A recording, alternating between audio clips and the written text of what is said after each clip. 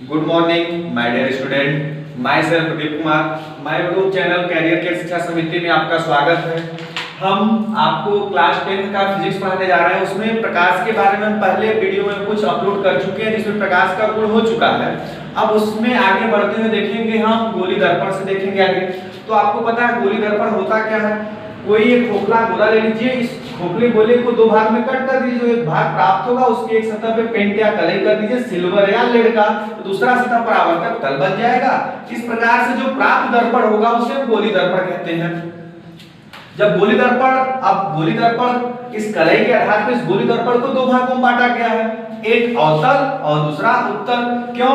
क्योंकि यह जो गोली दर्पण है, अगर इसके हम ऊपरी सतह पे कलई करते हैं तो दबा हुआ तल परावर्तक होगा। तो इस प्रकार से जो दर्पण प्राप्त होता है इसे हम क्या कहते हैं? अवतल। यही हमारा जो कटा हुआ भाग है, अगर इसके अंदर वाले सतह पे हम कलई करते हैं तो उभरा हुआ सतह परावर्तक तल प्राप्त होता है, इसे हम क्या कहते हैं? उत्तल। ठीक, तो गोली दर्पण और उसके दो भाग होते हैं, अवतल दर्पण और उत्तल दर्पण। अब गोली दर्पण जाहिर सी बात है गोले से बना है, तो आपको पता है गोले में क्या क्या होता है, केंद्र होता है, ध्रुव होता है। ठीक, तो इसमें भी कुछ भाग होते हैं। तो गोली दर्पण के भाग में देखेंगे तो देख लीजिए इसके निम्न भाग होते हैं। पहला क्या होगा? ध्रुव मिलेगा, वक्रता केंद्र मिलेगा, वक्रता त्रिज्या मिलेगा, मुख्य अक्ष मिलेगा, दर्पण का द्वारक मिलेगा, मुख्य फोकस मिलेगा, फोकस दूरी मिलेगा। तो इसमें एक एक को हम एक्सप्लेन करते हैं। तो जो सबसे पहला क्या है, सबसे पहला हम लिखे हैं ध्रुव को। तो आइए ध्रुव के बारे में देखते हैं। ध्रुव कहेंगे किसे? यह जो हमारा गोली दर्पण है, ठीक, गोली दर्पण हो गया। ठीक, गोली दर्पण के मध्य बिंदु को ध्रुव कहते हैं। गोली दर्पण के मध्य बिंदु को ध्रुव कहते हैं। इसे P से प्रदर्शित करते हैं। ठीक, अगला है वक्रता केंद्र। वक्रता केंद्र किसे कहेंगे? यह जो हमारा गोली दर्पण है, यह किसी न किसी खोखले गोले का कटा हुआ ही भाग है।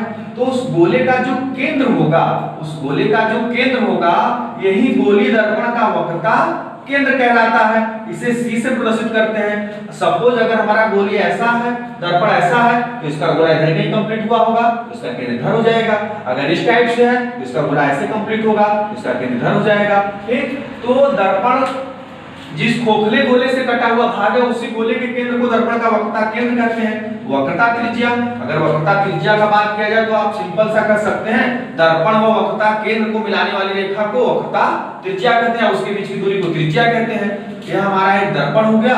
अब इसका यह ध्रुव हो गया और यहाँ पे इधर ही नहीं होगा, वक्रता केंद्र हो गया। अब इससे जो भी रेखा को दर्पण से वक्रता केंद्र के बीच की दूरी को वक्रता त्रिज्या कहते हैं। जहां भी आप मिलाएंगे क्या हो जाएगा? वक्रता त्रिज्या। ठीक है, यह वक्रता त्रिज्या हो गया। और नेक्स्ट इसी में आगे बढ़ेंगे मुख्य अक्ष। तो मुख्य अक्ष में देखिए, मुख्य अक्ष किसे कहेंगे? अब मुख्य अक्ष के बारे में समझिए। मुख्य अक्ष क्या होगा? यह हमारा दर्पण हो गया। अब दर्पण में अभी तक क्या बताएं? मध्य बिंदु को ध्रुव, इधर ही इसका गोला कंप्लीट होगा तो वक्रता केंद्र। अब जो मुख्य अक्ष है क्या कहेंगे? वक्रता केंद्र तथा ध्रुव को मिलाने वाली रेखा को मुख्य अक्ष कहते हैं। अगर हमारा दर्पण ऐसे है तो इसका मध्य बिंदु ध्रुव हो जाएगा, इधर कहीं इसका केंद्र हो जाएगा, इसको मिलाने वाली रेखा को मुख्य अक्ष कहते हैं। तो समझ में आया? अब देखिए, जो यह हो गया वक्रता केंद्र, ध्रुव, मुख्य अक्ष हो गया। अब क्या? दर्पण का द्वारक। अब दर्पण का द्वारक होगा, दर्पण का द्वारक किसे कहेंगे? जो समतल दर्पण, जो दर्पण है हमारा, सॉरी, जो गोली दर्पण है, इस गोली दर्पण के व्यास को दर्पण का द्वारक कहते हैं। जो भी गोली दर्पण है, इस गोली दर्पण के व्यास को दर्पण का द्वारक कहते हैं। अब क्या है? मुख्य फोकस।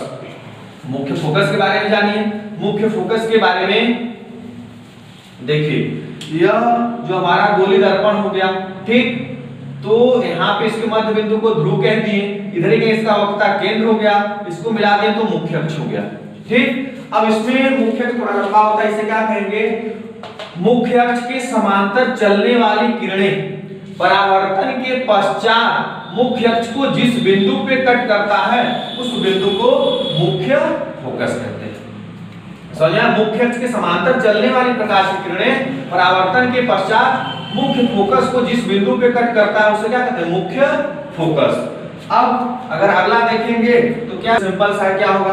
अब देखिए, ध्रुव तथा मुख्य फोकस के बीच की दूरी को फोकस दूरी कहते हैं। इसे स्मॉल f से प्रदर्शित करते हैं। आइए दोस्तों आगे हम देखते हैं प्रकाश के परावर्तन के नियम।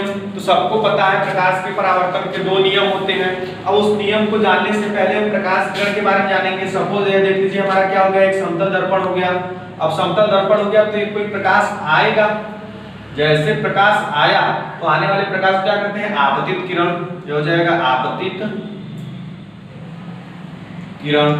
और जैसे यहाँ पे टकराएगा, टकराकर वापस भी जाएगा, ये क्या हो जाएगा, परावर्तित किरण। और जिस बिंदु पे टकराया वहां पे क्या बनता है, अविलंब। ठीक, तो अगर इस नियम को हम देखें तो जो पहला नियम क्या कहेगा, ध्यान से सुनिएगा। पहला नियम कहता है आपतित किरण, परावर्तित किरण तथा आपतन बिंदु पर अभिलंब तीनों एक ही तल में होता है। जो पहला नियम बता दिए। अब अगर दूसरे नियम को आप देखेंगे तो यहाँ पे दूसरा नियम कोण पे डिपेंड करता है। तो पहले कोण यहाँ क्या होगा, आपतित किरण और अभिलंब के बीच का कोण आपतन कोण, इसे हम I से प्रदर्शित करते हैं। परावर्तित किरण और अभिलंब के बीच का कोण परावर्तन कोण, इसे हम R से प्रदर्शित करते हैं। जो दूसरा नियम बहुत सिंपल सा है, कहीं भी प्रकाश का परावर्तन हो जिसमें आपतन कोण, ठीक, क्या कहेंगे, आपतन कोण बराबर परावर्तन कोण। ठीक है, जो दूसरा नियम है आपतन कोण तथा परावर्तन कोण का मान सदैव बराबर होता है। यही प्रकाश के परावर्तन के दो नियम है। ठीक है, इसी नियम पे क्वेश्चन लगेगा। आइए बच्चों, उसमें आगे बढ़ते हुए सबसे पहले हम साइन कन्वेंशन का बात करेंगे। तो साइन कन्वेंशन के लिए आप कोई भी कंफ्यूजन मत होना, मैथ में बहुत पढ़ चुके हैं। कोऑर्डिनेट सिस्टम में बनाते हैं एक्सिस, ठीक है, x होता है जो प्लस होता है, उधर x माइनस होता है और ऊपर y प्लस होता है, नीचे माइनस। तो ठीक है, इसी तरह साइन कन्वेंशन करेंगे। दर्पण का देखिए, अगर हमारा यह दर्पण प्राप्त है, ठीक है, ऐसे दर्पण है, इधर कलाई कर लिए तो ठीक, कुछ नहीं करना है। इसका जो यहाँ पे ध्रुव है, ध्रुव से हम कोऑर्डिनेट बनाएंगे और एक x मुख्य अक्ष वाला रहता है, तो इधर का क्या होगा, x प्लस होता है तो इधर जो भी वस्तु प्रतिबिंब रहेगा प्लस करेंगे और इधर जो रहेगा माइनस करेंगे। ऊपर जो रहेगा प्लस करेंगे, नीचे जो रहेगा माइनस करेंगे। ठीक इसी तरह का दर्पण हमारा ऐसे हो गया, तो इसे इस ध्रुव से खींचेंगे। ठीक है, चाहे जिस तरह से रहे बस उसके ध्रुव से एक्सिस बना देंगे। जो x का प्लस होता है यहाँ पे प्लस रखिएगा, जो माइनस होता है उसे माइनस रखिएगा, जो y का प्लस होता है उसे भी प्लस रखिए, जो माइनस होता है उसे माइनस रखिएगा। अगर इस तरह से आप देखेंगे तो साइन में कोई भी कंफ्यूजन नहीं होगा। नहीं तो साइन में बहुत सारा कंफ्यूजन होता है कि कब प्लस होगा कब माइनस होगा। इस कोऑर्डिनेट सिस्टम से आप देखिएगा, बहुत ही इजी है साइन के बारे में। अब आगे हम बढ़ते हैं, देखते हैं दर्पण की वक्रता त्रिज्या तथा फोकस दूरी में संबंध। अब दर्पण की वक्रता त्रिज्या तथा फोकस दूरी में संबंध सबको पता है, बराबर r/2 होता है। तो उसका हम डिराइव करते हैं, डिराइव के बारे में देखिए, आपको समझा दे रहे हैं। अब यहाँ पे एक दर्पण हो गया, एक प्रकाश का किरण गया, जैसे गया इस दर्पण से टकराया, अब टकराएगा तुरंत अपना अभिलंब खोजेगा। तो यहाँ पे वक्रता केंद्र है, वक्रता केंद्र से मिलाते हुए रेखा खींचे, अभिलंब का काम किया। जैसे अभिलंब हो गया यहाँ से वापस लौट कर भी जाएगा। तो नियम आपको पता होगा, आपतन कोण तथा परावर्तन कोण का मान सदैव बराबर होता है। जब आपतन कोण और परावर्तन कोण का मान सदैव बराबर होता है तो यह I है और यह R, तो I R आपस में बराबर होगा। इसलिए हम I बराबर भी थीटा ज्यूम कर लिए तो R बराबर भी थीटा होगा, क्योंकि परावर्तन का नियम नहीं कहता I और R आपस में बराबर होता है।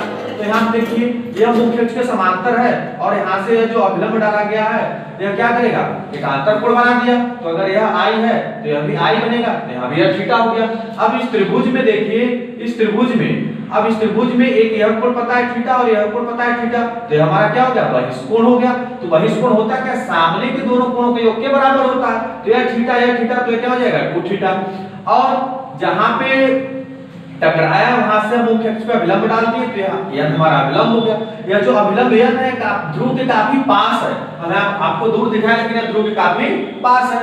तो अब आइए डिराइव इसका कैसे करते हैं। तो फिगर है, फिगर के बारे में समझ में आ गया ना। अगर फिगर के बारे में समझ में आ जाएगा तो डिराइव काफी आसान है, क्योंकि बस 2 त्रिभुज लेते हैं, अब उसमें tan थीटा लगा देंगे, आ जाएगा। अब देखिए यहाँ पे पहला त्रिभुज MCN में, अब देखिए M यहाँ पे है, C यहाँ पे है और N यहाँ पे है, तो MCN समकोण त्रिभुज MCN में जैसे देखेंगे तो इसमें कर ले इस एंगल को tan थीटा, तो tan थीटा बराबर क्या होता है, लंब बटे आधार। तो लंब का मान mn, आधार का मान cm, तो tan थीटा बराबर mn/cm।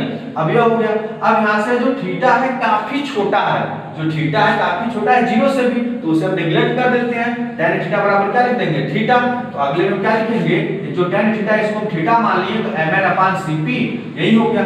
अब यह जो cp है हम कहे हैं n b के काफी पास है, तो cn लिखिए या cp लिखिए, बात एक ही है, तो cn को हम cp कर दिए, तो थीटा mn/cp समीकरण नंबर 1 हो गया। ठीक इसी तरह दूसरे त्रिभुज में देखेंगे, त्रिभुज कौन सा, समकोण त्रिभुज MFN में, त्रिभुज MFN में जैसे आप देखेंगे तो अभी हम पूरा हमारा क्या है 2 थीटा, यहां पे हम 2 थीटा ले लेंगे, tan 2 थीटा बराबर लंब बटे आधार, फिर लंब का मान mn, आधार का मान fn, तो क्या कर दिए mn/fn। फिर यहां से अब यही जो 2 थीटा है ये भी काफी छोटा है, इसको हम रिमूव कर देंगे, तो tan 2 थीटा बराबर 2 थीटा, यहाँ से क्या आएगा 2 थीटा बराबर mn/fn, फिर वही 2 थीटा बराबर mn/fn, फिर वही n तो आपके का n तो p के काफी पास है, तो fn लिखिए या fp लिखिए, बात तो एक ही है, तो यहाँ पे fn को हम क्या लिख दिए fp, तो 2 थीटा बराबर क्या हो जाएगा mn/fp, समीकरण नंबर 2 हो गया। अब इस समीकरण नंबर 2 हो गया, तो समीकरण 2 में समीकरण 1 का मान जो भी थीटा का मान निकाल चुके हैं, समीकरण 2 में समीकरण 1 का मान रखने पे, ठीक है, समीकरण 2 में 1 का मान हम रख दिए, कैसे रखेंगे 2 गुणे थीटा, थीटा का मान क्या है mn/cp बराबर क्या है mn/fp। अब देखिए mn से mn कैंसिल आउट हो गया, जैसे mn से mn कैंसिल आउट हो गया, अब यहाँ क्या बचेगा 2/cp 1/fp, इसका क्रॉस मल्टीप्लाई कर दीजिए, जैसे क्रॉस मल्टीप्लाई करेंगे तो इधर चला आएगा और इधर चला आएगा। अब इसमें देखिए साइन का बात पहले, अब यहाँ पे कैसे माइनस पुट कर कट किए हैं साइन, अब ये हमारा दर्पण हो गया, यहाँ से हम कोऑर्डिनेट बनाएंगे तो इधर x प्लस होगा और इधर x माइनस होगा, सब कुछ इधर ही है ना, तो ये माइनस होगा, तो यहाँ पे cp का बात करेंगे तो भी निगेटिव होगा और fp का बात करेंगे तो भी निगेटिव होगा, तो cp का वैल्यू क्या है वो बता दीजिए r, और fp का वैल्यू क्या है, फोकस दूरी स्मॉल है, तो cp का वैल्यू क्या आएगा -r और fp का वैल्यू क्या आएगा -f, माइनस से minus cancel out, cross multiply करेंगे 2f/r, जैसे 2f/r आ गया तो f बराबर r/2, ठीक है बच्चों। अब यह हो गया f r/2, जैसे यह अवतल दर्पण के लिए हुआ है सेम उत्तल दर्पण के लिए होगा, उसको भी हम कर नहीं बताएंगे, नहीं तो वीडियो काफी लंबा होगा, आप लोग उसके लिए प्रयास करिए, यदि नहीं आता कमेंट बॉक्स में हमको लिखकर बताइए। और आज के लिए इस वीडियो में इतना ही, धन्यवाद।